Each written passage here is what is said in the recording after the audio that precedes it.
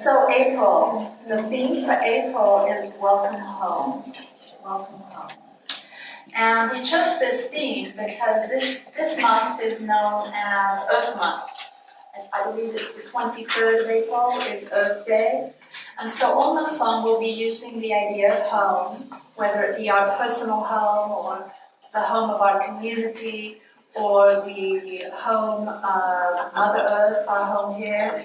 And we'll be exploring the concept of coming home, of creating a beautiful space for our home, and being good stewards of our home. So, my talk today is about our personal home, our body temple. And my theme is remodel the mind. So we're going to look at ways that we can reorganize the furniture of our minds.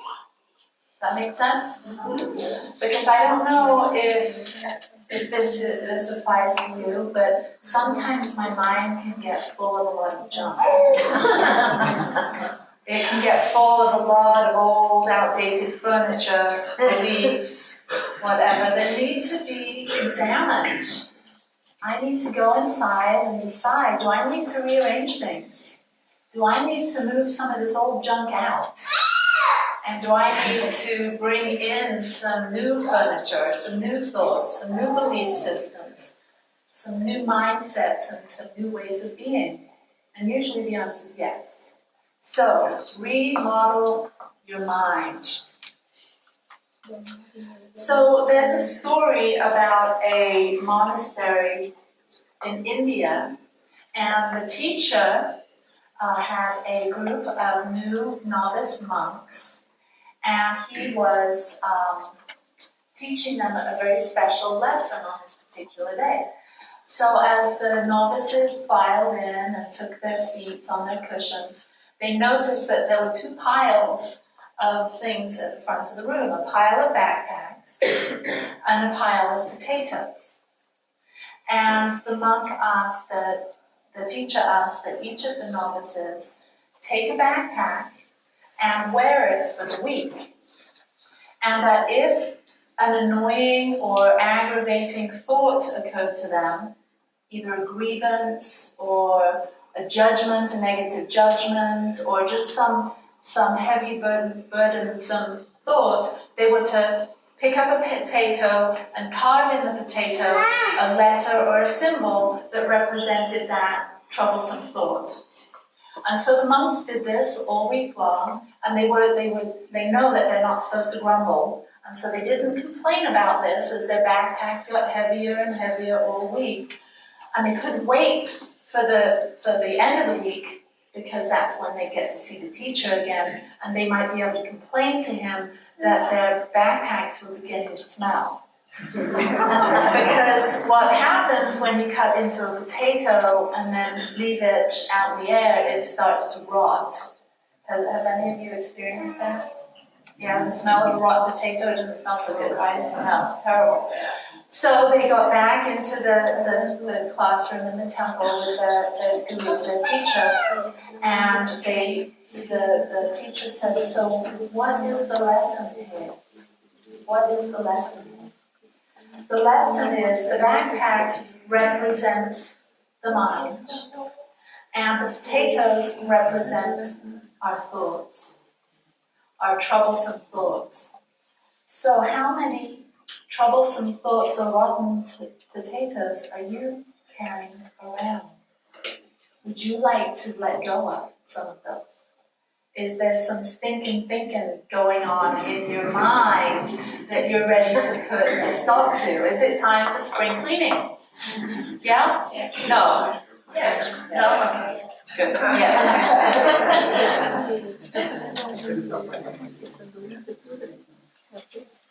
I've been reading the book by Dr. Joe Dispenza, Break the Habit of Being Yourself. Break the Habit of Being Yourself. Has anyone read that? No? It's a wonderful book, and I highly recommend it. It's sort of a combination of quantum physics, and science, and spirituality, epigenetics, biology, so it's a real blending of spirituality and science. And what I love about our textbook here at the Satya Center, The Science of Mind, it starts with the phrase, one day science and spirituality will walk hand in hand.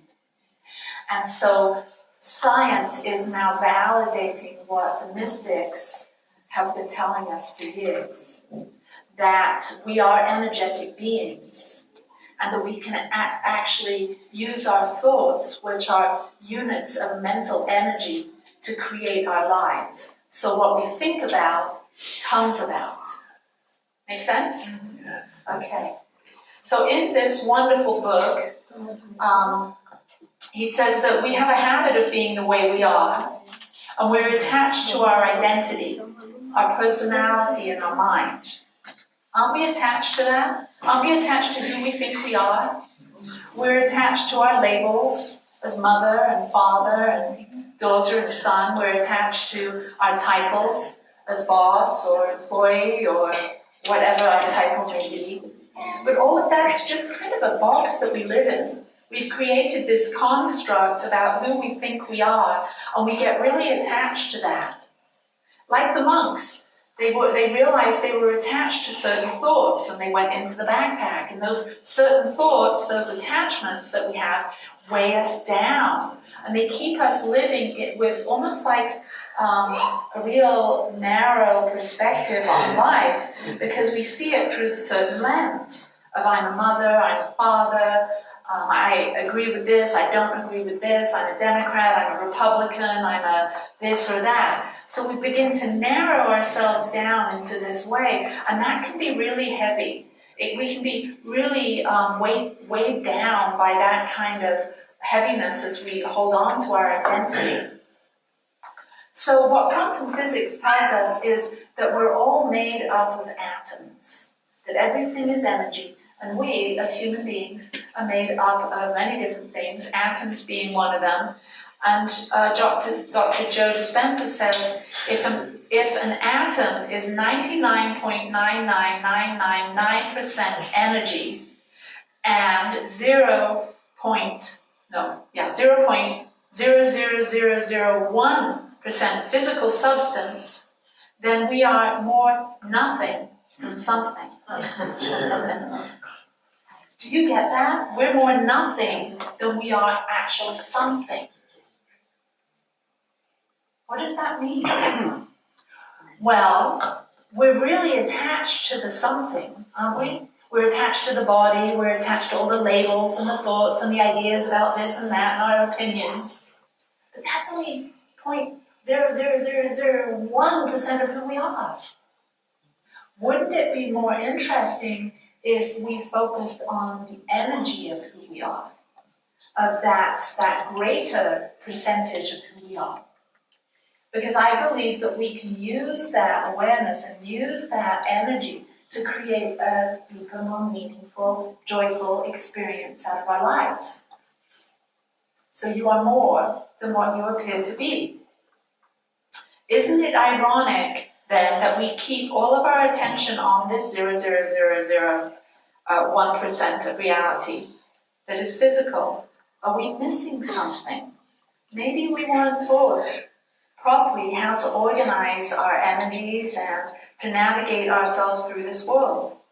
We're attached to everything we see, we think, and we feel, and we live in this box of our own creation. So my question is, do you like what you've created?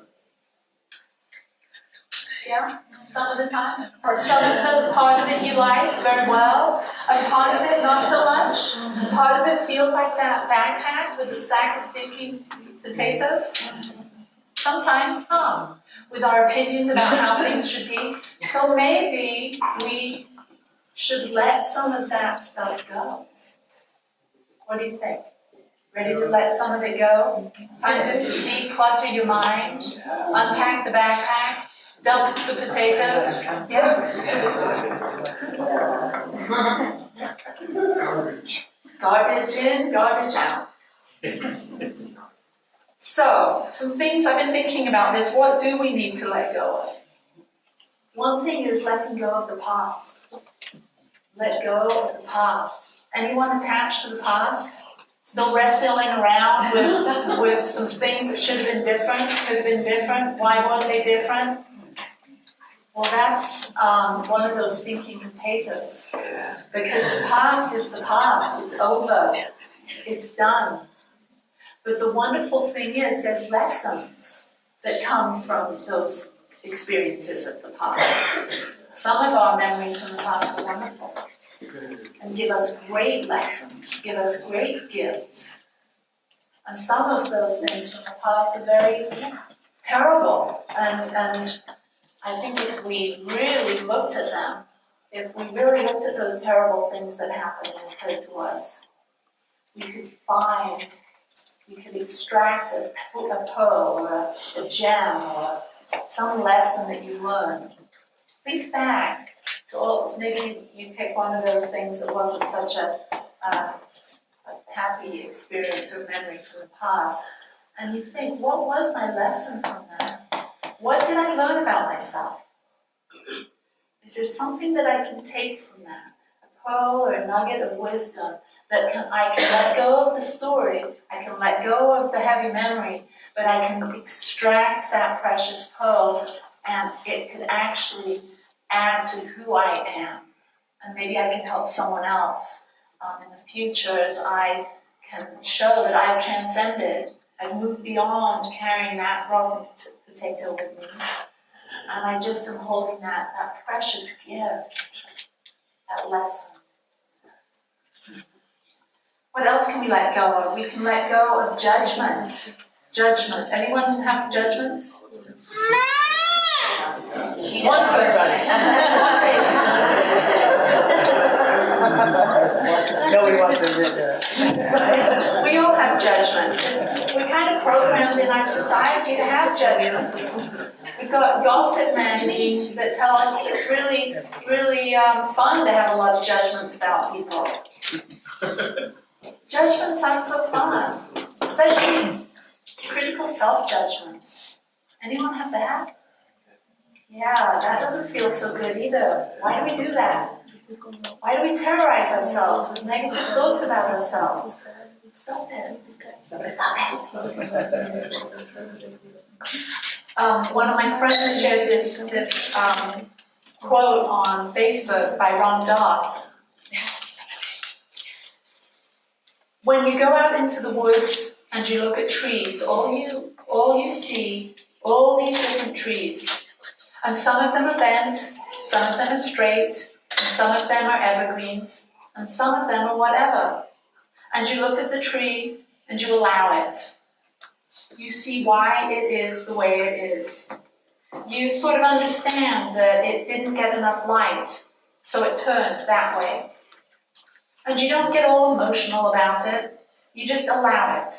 You appreciate the tree.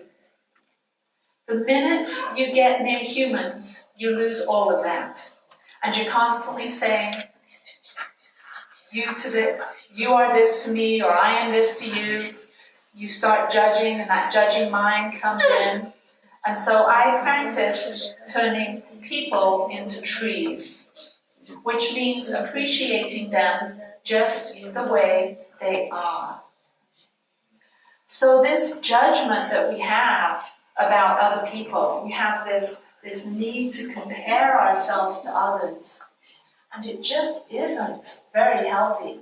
Have you experienced that when you see someone else that maybe you think has their life all together, or they've got the body that you wish you had, or they've got the money that you wish you had? That kind of comparison is such a heavy potato to carry around. Because what I know is that each of you is a unique child of the universe, a unique divine aspect in the mind of God. That none of us are the same. We're all created a little bit different, even though we're all part of this one life. So we're all connected and all one. Each one of us expresses as a perfect, whole, beautiful, unique creation. All of us perfect, all of us welcome, all of us important, each of us, a piece of this big puzzle of life. And without you showing up, and you, me, and all of us showing up exactly as we are, the puzzle wouldn't be complete. So why do we compare ourselves to another piece of the puzzle? It's silly. It's silly. We're too different to do that. We each have a unique part. So let's let go of that judgment and that comparison.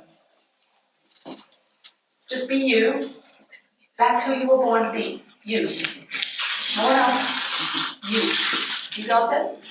Yep. Be you to the full. Reminds me of that sweatshirt you made me, Decca. Definitely a sweatshirt with a beautiful Volkswagen van on the back, and on the license plate it said, "Be you to the full." Beautiful. That's what you are. So another thing we can let go of is two of our attachments. Let go of our attachments. Just like those monks, we can let go of that backpack of potatoes. We're attached to how we look.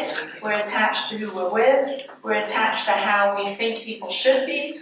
We're attached to what we possess. We're attached to what people should think. We're attached to our money. So why do we get so attached to these things? I love the Buddhist path that says we practice unattachment.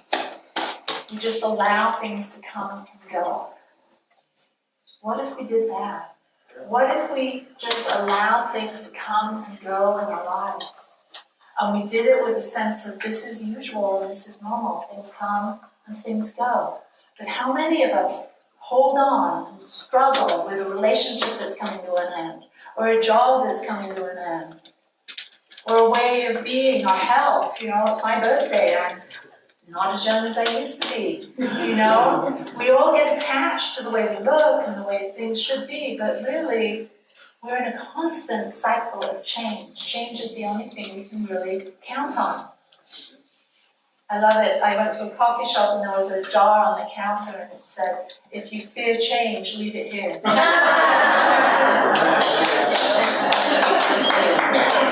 So we can just drop our fear of change because it's going to happen. It's going to happen. Lyle today is with his beloved wife Claire, and they're down in Salt Lake, and Claire's mother is making her transition. And they came to me this morning, and I gave them a hug, and Lyle said that he's going to miss you today, and he's sorry he's not here, by the way, but he gave a message. And I said, "How are you doing?" And they both said, you know, with our belief system in immortality, that nothing is really ever born, and nothing really ever dies, that we're all living this one eternal life, we're good with this. She's ready to go. She's ready to go, and we're ready for her to go if that's what's happening. So we become comfortable with the way life is, and we stop holding on. We let go of the future. So we have this idea of if we hold on to the future, we get really identify what we think should happen in the future. We can't really tell what's going to happen in the future.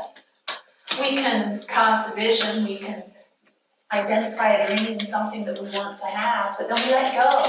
We let go of the future because we don't know how things are going to come about. And sometimes I found that when I let go of the how, when I let go of trying to manipulate and force things to happen, when I just let go, it happens way easier than I could have ever done it myself. How about you? There's a certain order to things in this universe. And when we let go and trust that order, we can just let go of the future because we know that it's going to unfold exactly how it's going to unfold. And what I know is that because we're this mostly invisible part, this very small physical but very large, non-physical part of us, that spiritual part of us, that's the part of us that really attracts what we want in the future. So we start to just embody wonderful energy. We start to be easy with ourselves. We start to be appreciative and start to express love and all of our divine qualities. And when we create an energy, this large energetic field of love and joy and gratitude and peace and ease, then the universe seems to match us there.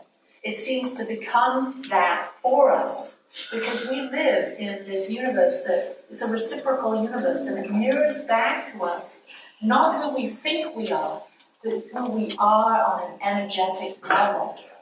That's what Gandhi meant when he said, be the change you wish to see in the world. You have to be what you want in consciousness, in energy, not in the physical as much. The physical responds to the energy. So you have to be it in consciousness first. So we let go of the future. We let go of our attachments. We let go of the how. Oh, and this is a good one. Let go of being right. Does anyone like to be right? Let's just all put our hands up. We all like to be right. We may not tell people we like to be right, but we do in secret, don't you? Being right isn't what it's cracked up to be. It really isn't. Would you rather be right or would you rather be happy? Have you ever tried it just biting your tongue sometimes and not having the last word? No, I mean, yes. Yeah. Once? No. It always kind of just works out better. Try it this week. That's my homework for you this week. Is don't try, do. Isn't that what Yoda said? Don't try, do. Okay, so if I come back next week and I smell like a sack of potatoes, you won't judge me, right? I'm just No. You can leave that try it, but I can't guarantee that as soon as I get it wrong. So we let go of being right for a week. We let go of having the last word for a week. And let's see what happens. Might be really quiet in your household. Yeah? Yeah, maybe.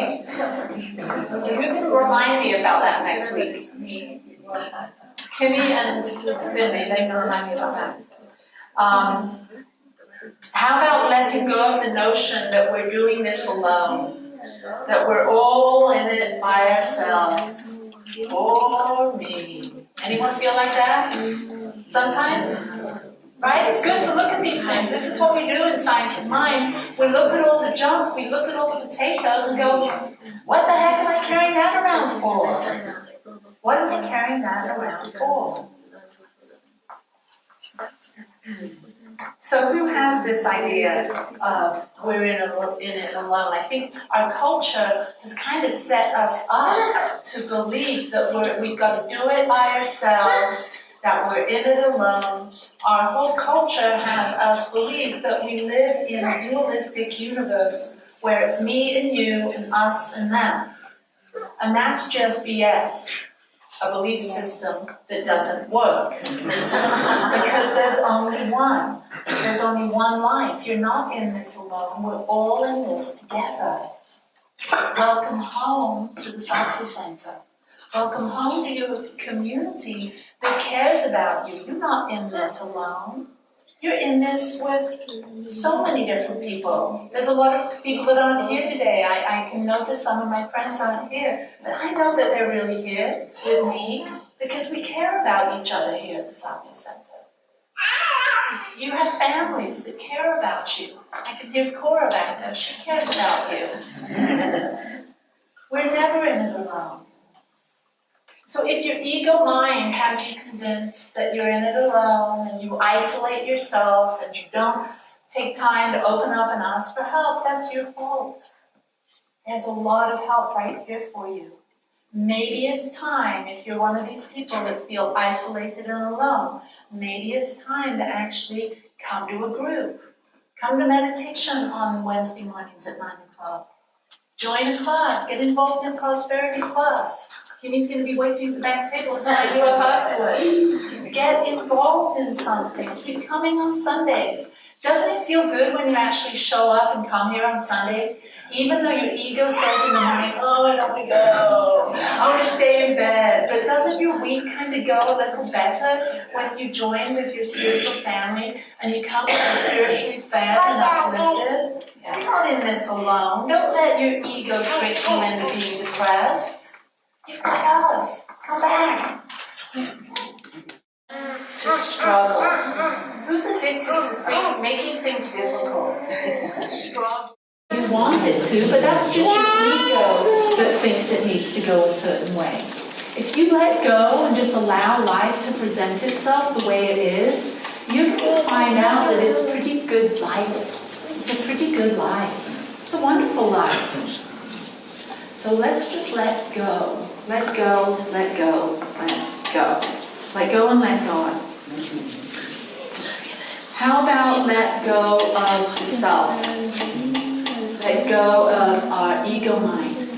You know, I talked about at the beginning that we're just, the small part of us is this, we think we are, and the larger part of us is this amazing, mysterious, magical energy.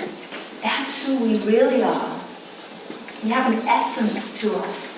A unique spark that's just longing to be unleashed, to be lit, to fan that flame. And we do this through meditation. We fan that flame of who we are by tuning into it, getting still with ourselves, listening to that still small voice. Some people call it God, some people call it infinite intelligence, some people call it the universe. There's lots of names that we give this greater intelligence or our essence or our non-local aspect to our being. We can tune into that. The scientists call it the quantum field.